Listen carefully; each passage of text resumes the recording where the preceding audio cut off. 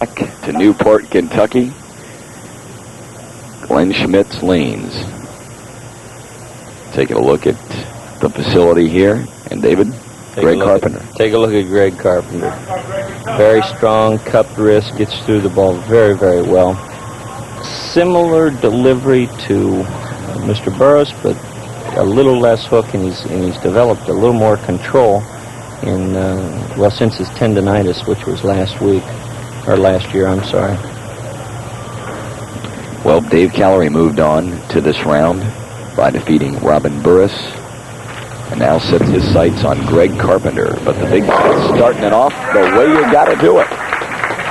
As we move closer and closer to naming our final, right there, folks, Channel 5's living legend, Dave Palmer. And you know, Dave is such a fine, fine gentleman. He's taking the entire staff out to Bill Knapp's for a little breakfast after the show. I can't make it, Tommy. Can I just have the $4? And we'll check with Al Sakis. I think it should be okay. Dave Callery, right lane. You see him hasn't changed his line at all.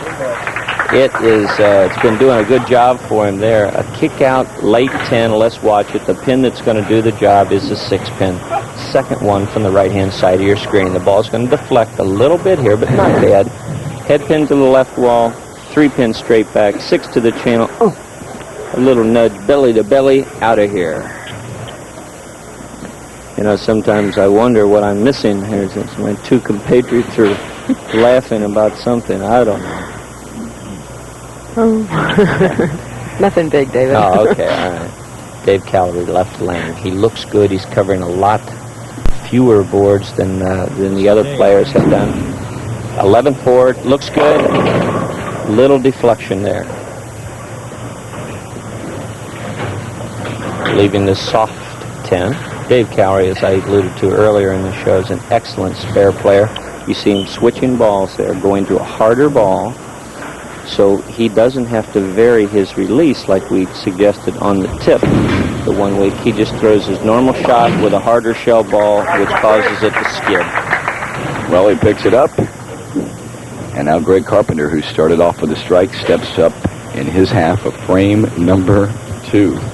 It's kind of hard to believe, Bo, but on the lanes right now, between these two players, we have over 2,300 games in their careers between them.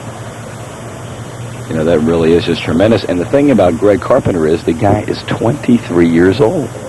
1,200 games. But I guess when you bowl as often as he does... He practices like 50 games a week. There you see it again perfectly. 15th board. He's playing both lanes very similar. Before we went on the air, I asked him about his ball. That ball has more plug marks and holes in it than a lot of Swiss cheese that I've seen. But he says you can see it there. He's got counterbalance holes. He's got plug holes. He's got so many. But he had to play around till we found the right weight distribution to match his new release. He's actually cut down his hook by a good 5 boards. There you see 1, 2, 3, 4, 5, 6, 7 plugs. Not bad. David, don't they have a red plug that they could have put in that ball? Yeah, really, you could match it a little closer than that. But I guess it gives a ball character, Bill. Sure. 15th board. Can't argue with the results. Now the ball went a little, after it hit the 15th board, it skidded a little further, barely gets the 5 out. Now watch the ball. The big cranker, see the 15th board, now it waits too long. It starts to roll over. Now it's going to deflect to the right, just catches the 5-pin. That's him looking at you on the left side of your screen. Greg's happy. Put a little new skin on his thumb there. That's a medical glue to keep our hands together. Jerry Bettinghouse watching on. You know, a lot of proprietors showed up this morning. This is our last show of the year, and Sam Coleman made it these last 2 weeks. Mike McDonald came back from stumps. He was in Cleveland for a few weeks, I think. Yeah, that's right. Cleveland. Sue and Joey Durkin. Oh, there's Kathy Brocksterman's husband, Ken, next to Mike McDonald. And Ron Horseman, who's a proprietor from Glenmore, actually. Carl Compton's here. He did a fantastic job bringing these trophies all year for us. And there's Joey and Sue Durkin, my partners at Sanibel. And Michelle and Kathy are sitting over in the bowlers area. That's Kathy Brockstrom and Michelle Brown, the new BPA office team. You know, always nice, of course, to have the proprietors out, but for some reason, just Joey and Sue coming in on Sunday mornings is... Can't understand why. I don't know. All right, back to this. Okay, David's not the kind of player to go away and hide. 3 strikes in the first 3 frames does not scare him. Watch it on this one. He's going to get a little break on the 4-pin. It's the trip 4, we call it. He pulls the ball a little bit. It settles back right there. Now it goes in the roll. Head pin will go straight back. That's the 2-pin going to the wall, wiggling around, and the belly taking out the 7, the neck taking out the 4. That pin needs a raise. Well, he looks really just kind of, hey, no big deal. David is very unemotional. I've never really seen him get excited on the lanes. Maybe David has, but I really have never. Oh, yes. He doesn't run them out or cover a lot of territory, but inside, he is a competitor. He loves to win. He loves to really just get out there and hack away.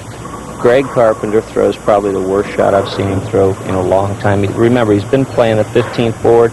That ball hits the 13th board, and his release is all right. Look at it, out to the 5th board before it even starts to make it come back. Leaves the washout. I'm sorry, leaves the one. Should have left the washout.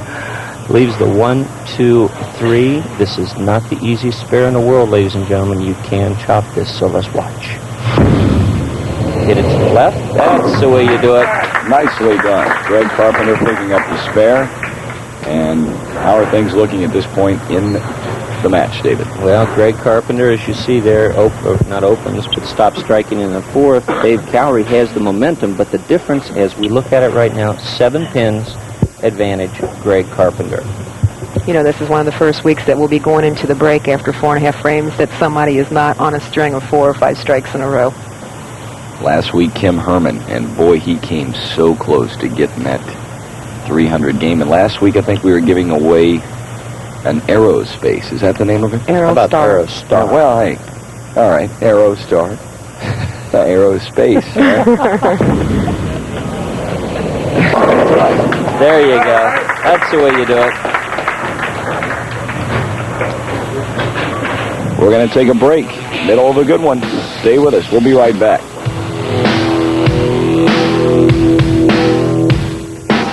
See a little of the technology that's entered into the sport of bowling. That's correct. That is the Brunswick automatic scoring system that keeps everybody alert of what's going on. It's a computerized system. You see it there. And right now you're taking a look at Dave Callery. And he won the first match of the day. Looking for number 2. And looks like he's got it going so far. He needs this one to get in position to take the lead. With a strike here, as he does so well, gives him 70 in the 3rd frame, 7 pins down, but then the double creates a lead situation for him. Depending upon his count on this next ball, he will be in the lead. 7, he will tie. Anything more than that, he will be in front going into the second half of this, our final week. I'm going to miss this. I am too. Miss this. Oh, you know, the thing is David, you've had the opportunity to work with Bo for a few years on the show. Mm-hmm. And, you know, there's a lot of questions on whether Bo's going to be with us next year. Well, which only time will tell. Who knows? I might not be here next year. Neither one of us might be. Both of us, and I'm sure you would like to be back too, Tom. You're doing a fine job. Thank you very much. Certainly will miss the show, but hey, we're going to be back next winter. King of Bowling, 20 what years? This is our 25th year. 20. Silver anniversary. That is phenomenal. And you, the viewing audience, you people have made it possible. We hope to see you again next year. We appreciate the camaraderie we have enjoyed this year and have a little fun on the show. And you've been privy to some of the best bowling, some of the finest match game bowling that this part of the country has to offer. I actually call this semi-pro ranks, Tommy. It's not that far away from the national tour talent. We're seeing a couple of guys who David mentioned earlier, between the two of them, over 22 300 games. You know, if you're wondering who Dave Callery was just talking to, that was my husband who's marking score, and they were making some gestures back and forth. Let's take a look over there when we get a chance. Yeah, poor Lou. You see his hand once in a while, and he marks score for us every week, and he has for, I think, about 7 years now. He's a character, I'll tell you that. 15th board, that's where he wants to be. Greg Carpenter takes the lead again. Let's take a look at Look at Lou. Come on, Lou. There you go, Lou. You're looking good. Now you see how he has to get out of the way real fast. Yeah. He scribbles those numbers down and then get your hand out of the way, Louie. Looks like Dave Letterman. Lou's a little disappointed about this weather. He doesn't have a chance to get out on the golf course. Oh, that's right. His game is sharpened up this year. I think he's at a 1 handicap right now. He's trying to get Newrath and I to go out with him, and I understand that is a real treat, going out on the golf course with Mr. Newrath. Yeah, they call me Backhoe. Backhoe Newrath. I do take a little bit of a divot from time to time. Greg Carpenter jumps into the lead with a strike in the 6th frame. He wants to build on it, and that's the way you do it. Boy, he really let those two back-to-back go. You want to see power? Here, we got a little power for you. Crank this one up. 15th board, that's where he wants to hit. Now look at this ball, churning and turning.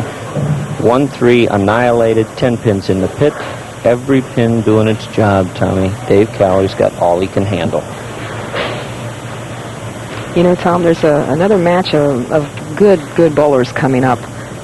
April the 18th, the Hamilton All-Stars ladies and men's teams are going to bowl against the Cincinnati Inquirers All-City team that they determine each year, and this is their 3rd year to have this match. I think Cincinnati won it year, the Hamilton All-Stars won it this year, so this is the rubber match between the two of them. That's going to be at Columbia Lanes on April the 18th. There you take a look at the score, and Dave... 18 pins technically separates the two players as we speak. Greg Carpenter enjoys an 18-pin lead.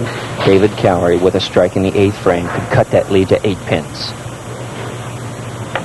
He's stepping up there, as we've said, through the last match and through this one. Very calm, cool, and an overused phrase collected. But nonetheless, he needs this in a big way if he expects to move on and collect $1,600 for our king. Look out. Look out. His wrist roll that time, I could see it coming, went around the ball, spun the ball too early, causing the skid. Let's see if we can pick it up here. Now watch, his wrist roll starts right there, too soon. He's on the side of the ball.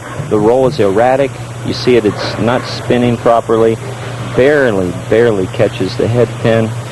No deflection here to speak of.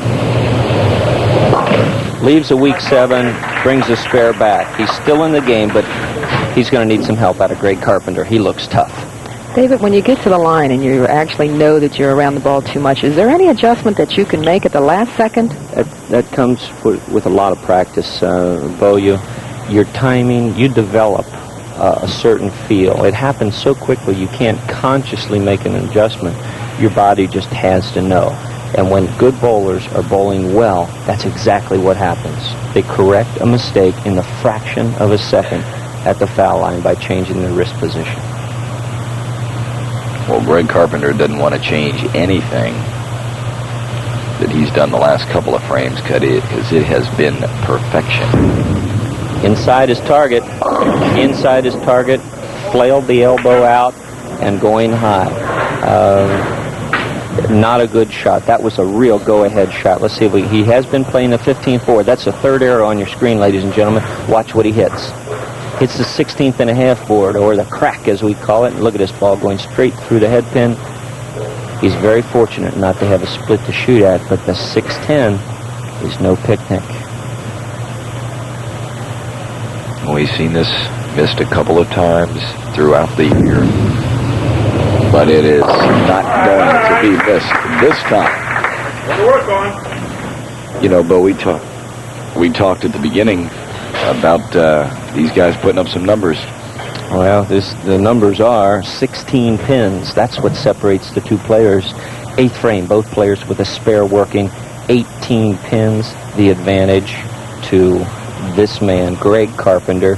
can take it to the wall, and Dave Callery couldn't do a thing about winning.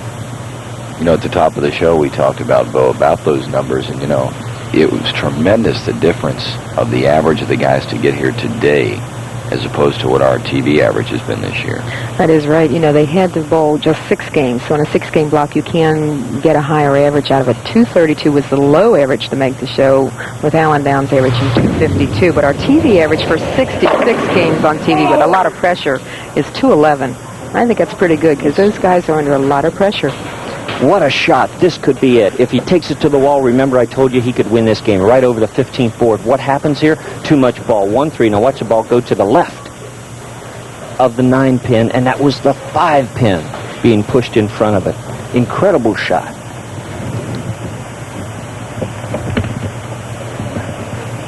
With a spare here, Dave Callery can have a chance to get back in this match and become the king.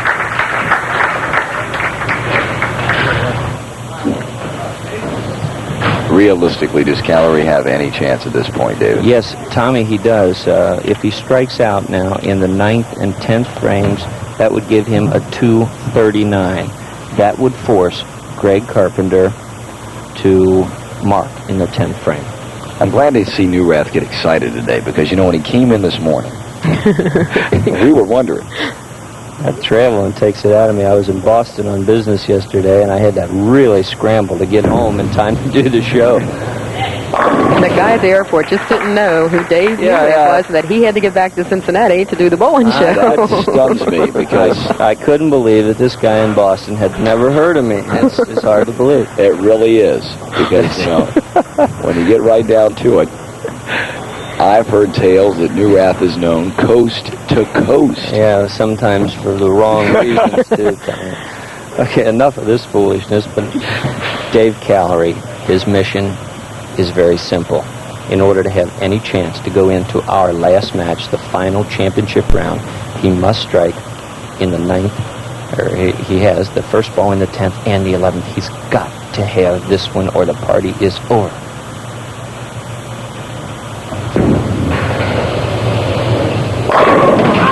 The party's not over yet. Not over yet, Tommy. This man is a player, a match game player for many, many years. He knows he needs it. He's got to have it. It's over. If he doesn't, what's he do? He makes the best shot of the match. Look at the roll on this ball. 1-3, annihilated, 10 pins in the pit. Nothing could have possibly stood up now. You know, this is where you separate the men from the boys. This type of a match, the type of money they're shooting for.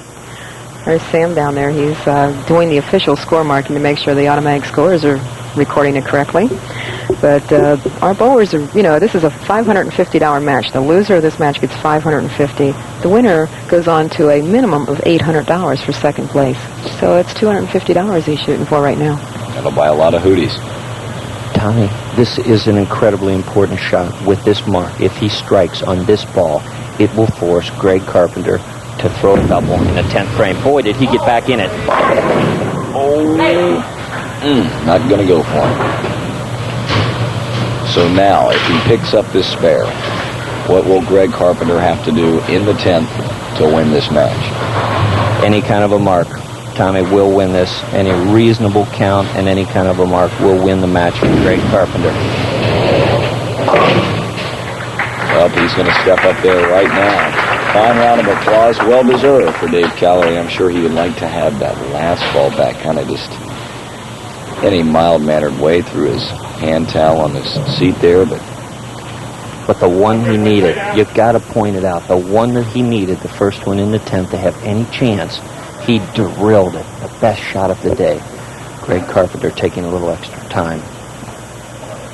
Now, you know, we've seen a couple of times, Bo, and you've mentioned this, where a bowler has taken that little bit of extra time and sometimes throws a rhythm off. It does. It'll throw your timing off if you wait. You know, the more strikes you get on a match, like say you're going for a 300 game, sometimes the person has a tendency to get slower and slower and slower on the approach, and sometimes that is a detriment.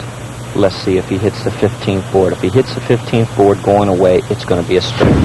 It's close. It is close. It is there. Think he's excited? I think so. He just locked up a chance to go after the championship for the year. He ought to be excited. Watch this ball. 15th board. I said if it goes to 15th, it will strike. It does. Watch this hacksaw. 5-pin. Doesn't even get a chance to take a ride because the head pin takes it out on the way back.